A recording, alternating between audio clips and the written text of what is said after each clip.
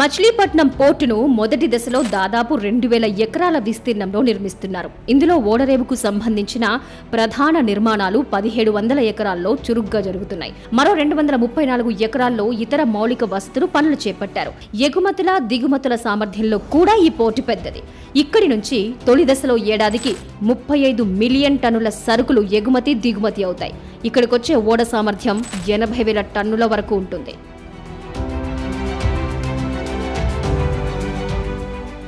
దేశీయ పారిశ్రామిక వ్యవసాయ ఎగుమతులు దిగుమతులకు మరిన్ని పోర్టులు నిర్మించాలనే లక్ష్యంలో భాగంగా ప్రస్తుతం మచిలీపట్నం పోర్టు పనులు చురుగ్గా జరుగుతున్నాయి.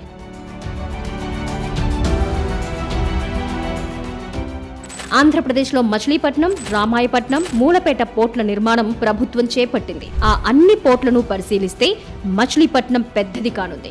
విస్తీర్ణం రీత్యా కానీ సామర్థ్యంలో కానీ మిగిలిన పోర్టుల కన్నా పెద్దది. మచిలీపట్నం పోర్టులో 4 బెర్తులు నిర్మిస్తున్నారు. అందులో 3 అన్ని రకాల సరుకుల ఎగుమతి దిగుమతులకు, మరొక బెర్తును ప్రత్యేకంగా బొగ్గు ఎగుమతి దిగుమతులకు వినియోగిస్తారు.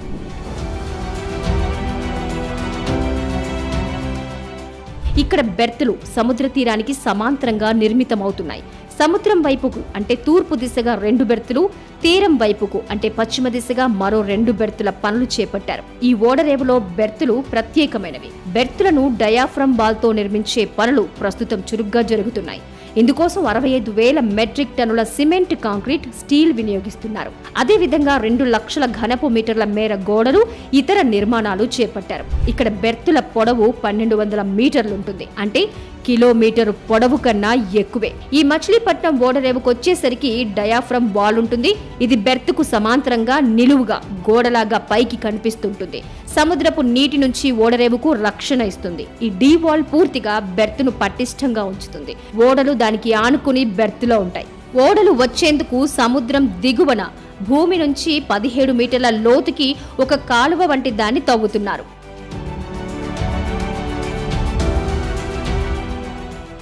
ఈ కాలువ ఈ పోర్టులో మరో ప్రత్యేకత.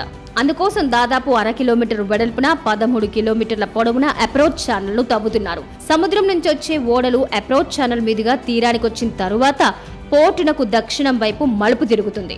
సాంకేతికంగా టర్నింగ్ పాయింట్ అని పిలుస్తారు. ఇది కూడా ఈ పోర్టులో ప్రత్యేకం.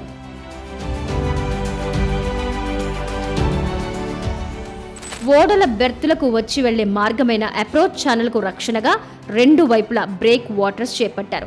దక్షిణం వైపున సౌత్ బ్రేక్ వాటర్ పెద్దదిగా 2075 మీటర్లతో, ఉత్తరం వైపున నార్త్ బ్రేక్ వాటర్ 250 మీటర్లతో నిర్మిస్తున్నారు. బ్రేక్ వాటర్స్ 2 ఓడలు వచ్చి వెళ్లే మార్గానికి రక్షణ కవచంగానే కాకుండా మొత్తం పోర్టును కాపాడతాయి.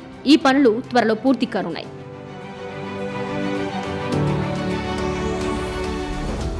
ఇక్కడ సహజంగానే ఉప్పునీటి ప్రభావం అధికంగా ఉంటుంది.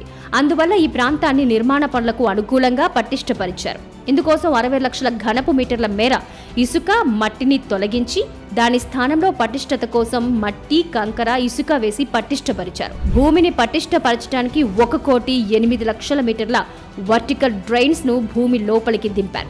ఒక్కో డ్రైన్ సరాసరిన 20 మీటర్ల లోతున ఏర్పాటు చేశారు. సరుకు నిల్వ చేయడానికి చేపట్టిన భారీ గిడ్డంగుల పనులు పూర్తి కావస్తున్నాయి.